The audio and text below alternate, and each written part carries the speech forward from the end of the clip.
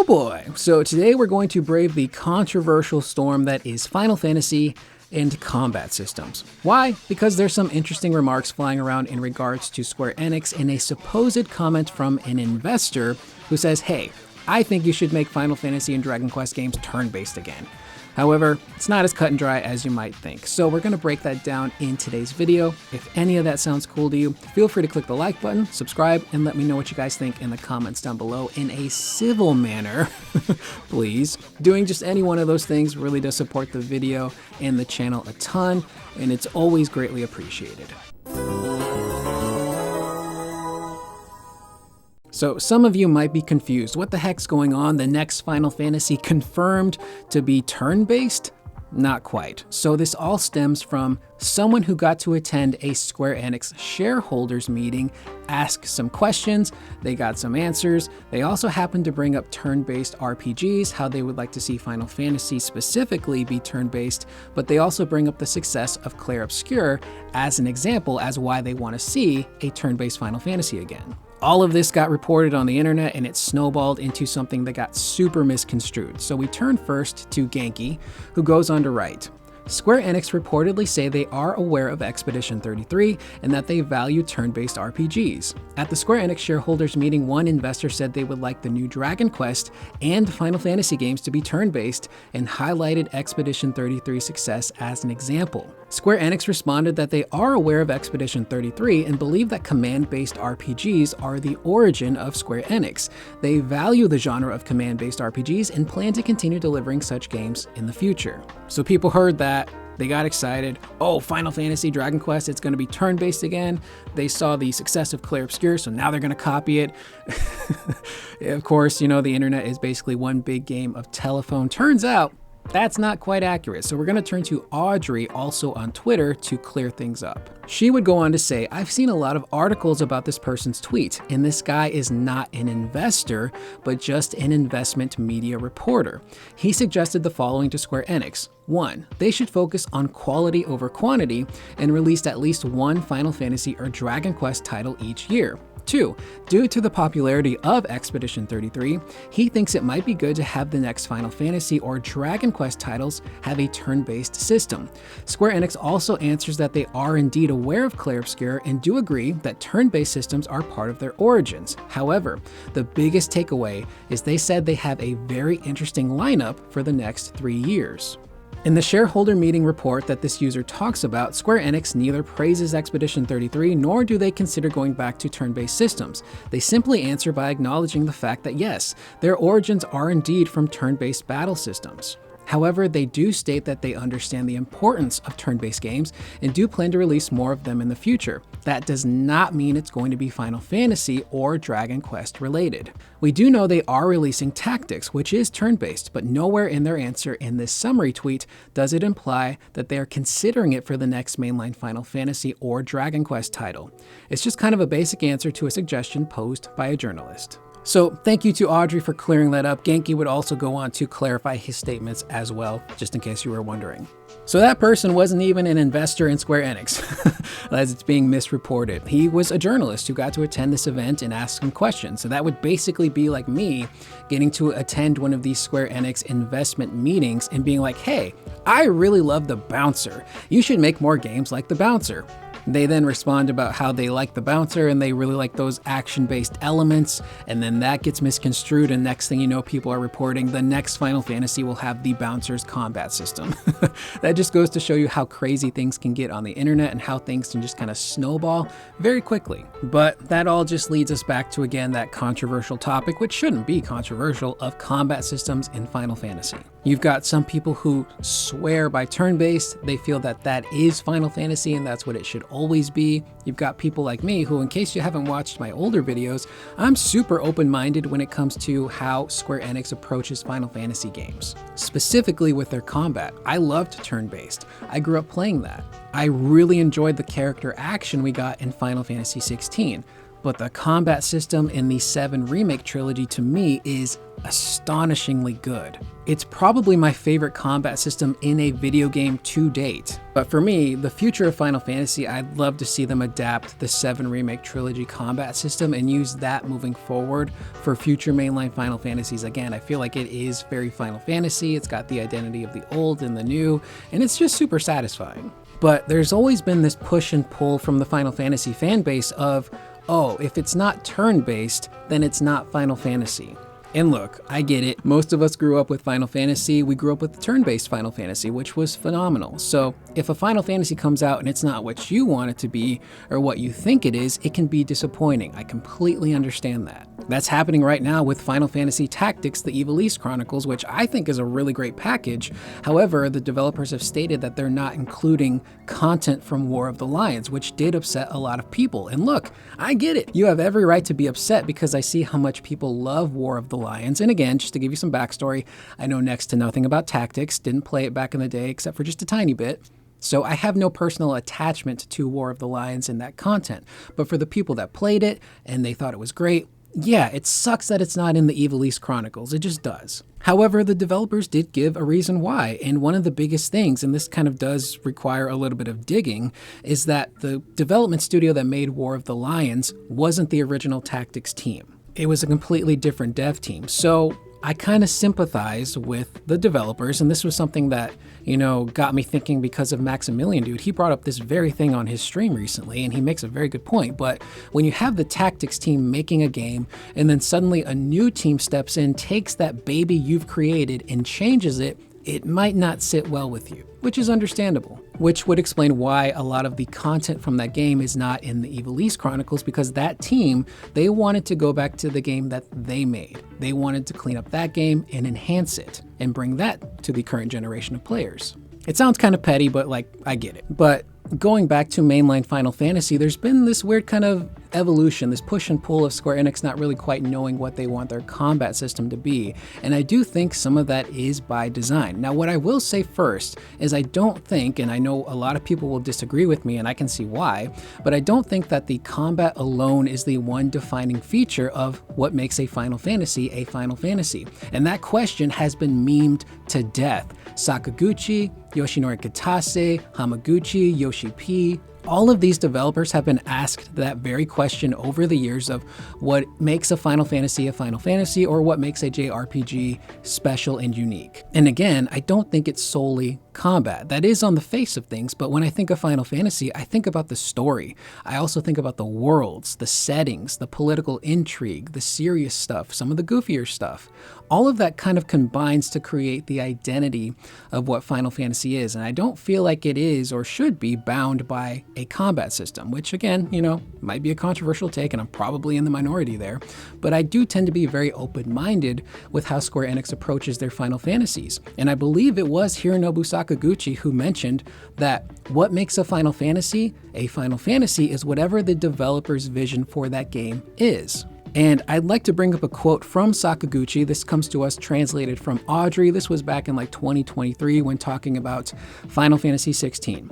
So he would go on to say, "I thought this when playing 16, and this comes from someone who also works on the development side, and it honestly boils down to the challenges you come across and the adventures you take on to build a new system for a new game. It's the courage to do so, albeit it is a truly difficult task. The Final Fantasy series has continued on for so long that you might think, well, why don't you just make something similar like you did before? I don't think that works. With each new title, you should carry that sense of adventure and courage to take on new challenges. If you can continue with that mindset and move forward, then the gravity of Final Fantasy will start to work and pull people in, which then results in a Final Fantasy for everyone. I think Final Fantasy 16 did exactly that and faced those challenges, and the game truly made me feel that this is Final Fantasy." Now, Final Fantasy 16 is actually a really interesting one to bring up because that combat system is very different from what came before. There are no RPG elements in it, and a lot of the RPG elements in 16 just kind of felt like an afterthought. Personally, I really enjoyed the combat in 16, but I also grew up playing character action games, so I was really familiar with that style of gameplay and combat, and I really enjoyed it. So to see a franchise that I really loved adopt that for a game, I thought it was pretty cool. But even then, just taking the combat out of the equation, 16 is still very much a Final Fantasy game. From the characters to the story, the structure, the world building, it is very Final Fantasy. It's one of the more darker tales in the franchise, but it is dealing a lot with political intrigue and warfare and these kingdoms fighting over what is essentially a natural resource, at least as natural as you can get for Final Fantasy, with these crystals that are powering their kingdoms. But they also have these bearers, these people who can use magic, but they're treated like slaves. So political intrigue, I think, is also an aspect of Final Fantasy that is kind of a core aspect of what those games are. And again, Sakaguchi really loved 16. When he played that game, he documented his journey with it on Twitter, and when he finished it, he praised it to hell and back. He really liked it. And I say all of that in a long tangent as just a way to say that I feel like Final Fantasy is more than just its combat. Which leads me to Clair Obscur Expedition 33, which is a reactive turn-based title that is doing incredibly well. But, and people might disagree with me here, I don't think it's solely because of its combat. I think that Clair Obscur is just a really well-rounded, fantastic game from top to bottom. Sure, yeah, the combat is phenomenal, but so is the story. The characters, the writing, the performances, the music, the world building, how the game is structured. I may not have been crazy about the Act 3 twist, but everything leading up to that point is phenomenal. And even then, looking at Act 3 in a vacuum, I think it's very well done. So that game itself is just very well rounded, and it just happens to be turn-based. But people tend to focus on the combat as why the game is as successful as it is. Now personally, I loved and really enjoyed the combat in Clair Obscur, but it's not pure turn-based, it's reactive turn-based, and that's what Sandfall Interactive, the developers, have labeled it as. And what's interesting is that before the game released, I'm like, I think I'm going to enjoy this, but I could see how purist turn-based fans won't. And again, this is anecdotal, but based on what I've seen on the internet from some streamers, content creators, comments on my channel, there are people that don't like the combat system in Clair Obscur purely because of those reactive elements. They don't want to worry about quick time events. They don't want to dodge, parry, jump, counterattack. They just wanted simple turn-based, pick your command, watch it play out, that's it. So I bring that up because even with Clair Obscur, as good and successful as it is, there are still people who aren't crazy about the combat. Now, what I will say is that Square Enix is actually in a very interesting position because they've most likely already started work on Final Fantasy XVII. If we look at the dev history of how Square Enix makes these games, usually before their current Final Fantasy is set to release, they've already started work on the next one. So back when Final Fantasy XV was close to release, they already started work on 16. So that has me under the belief that they started work on 17 before 16 ever released. So they've been working on it for quite some time. And it's possible that game could be turn-based because whatever dev team is making it thinks, hey, we'd like to make a turn-based game. But if it does end up being turn-based, I can already see people online saying, oh, they're copying Clair Obscur. They see how popular turn-based is. They want to, jump on that bandwagon again and try to reclaim their glory days. That's not how that works. 17, been in development for quite some time. You can't just change your core gameplay mechanic halfway through development and then proceed. That's not how that works. It's costly, it costs a lot of time. Whatever FF17 is, that's already set in stone. But it could very well be turn-based. It could be a hybrid system like we got with the 7 Remake trilogy. But I say that Square is in an interesting position because their mainline Final Fantasies can continue to evolve and kind of mess with what their combat system is. But on the side, you could have these smaller scale remakes like the long-rumored FF9 remake, or most recently, Final Fantasy Tactics: The Ivalice Chronicles, that do keep those turn-based combat systems intact for the people that want it. So if mainline Final Fantasy isn't jiving with you, then maybe a remake will, assuming Square Enix stays faithful to that stuff. So you're kind of creating something that kind of pleases everyone. You look at the reception to 7 Rebirth, and that was almost universally praised by critics and fans. It has over 110 perfect review scores. For me, it's one of the best games I think I've ever played. I enjoyed it that much. Sure, it has its issues, it's not a masterpiece, but I think very few games are masterpieces. Very few are far from actually being perfect. And I know some people might bring up sales, but we did learn that eventually Rebirth did have legs and it did end up selling pretty well. We don't know the exact number, but we know that it was fine. So I'll end the video here by saying this. Look, I get it. When you grow up with a franchise or you have a franchise that you really, really love, maybe it's attached to your identity, and you find that you're just not gelling with it anymore, it really sucks, man. It like really sucks. And I would know because I'm speaking from experience specifically with Final Fantasy. I played 10 back in the day and I loved it. 12 was getting ready to release. I was super hyped for it. I bought it. I couldn't get into it. 13 comes around. I'm like, this looks cool. I bought it. Could not get into it. And at that point in my life, I realized I don't think I'm into Final Fantasy right now. It's just not jiving with me. I'm not interested in what they're doing with their games. Not even based on combat, just kind of based on like the story and the characters. Just wasn't really pulling me in. So I decided to take a step back. And I played other games. I found other games that I really enjoyed and loved and had a blast. And it wouldn't be until like 2 years after Final Fantasy 15 released that I would sit down and take a chance on the Royal Edition. And boy, did I fall in love with that game. The development history behind it is a mess. The story gets chopped up quite a bit, but those characters, man, the music, that world really drew me in. I enjoyed the combat. It's not great, but it was those characters that really just kind of sucked me in and made me fall back in love with Final Fantasy. And maybe you're in a very similar situation. You're not feeling Final Fantasy 15, 16, the 7 Remake trilogy. You just really want that turn-based system. And look, I get it. Again, when you grow up with something, you kind of expect a certain thing from it. So when Final Fantasy isn't what you want it to be or what you think it should be or feel it should be, it can suck. I get it. But maybe that's a sign that you should just take a step back, pursue some other things. You might find something else you might like a Clair Obscur, or other turn-based games from Square Enix, because they are still making turn-based games. It just ain't Final Fantasy right now. But we do have Tactics Thief Elise Chronicles, which is turn-based, and again, the long-rumored FF9 remake is said to keep its original combat system intact, but I think it's just a healthier idea to take a step back and pursue other things instead of, you know, and maybe this is because I'm chronically online because of what I do for YouTube, but I see a ton of people who say that they hate Final Fantasy. It's not as good as it used to be. They ruined it, but yet they still keep focusing on Final Fantasy and talking about it, which I don't think is a very healthy thing to do.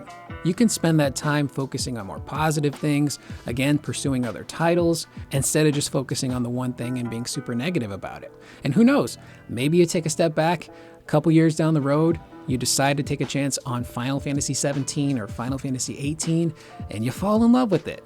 You never know. But with that being said, that is the video. I am Curious Corduroy. That was a bit of a long one, kind of jumbled. Had a lot of these thoughts in my head over the years based on like my own personal feelings, comments I've gotten on the channel, discourse I see online. Final Fantasy's in kind of a really weird position with its fan base, and I've jokingly said this in past videos, but it's kind of true, and I kind of mean it with love.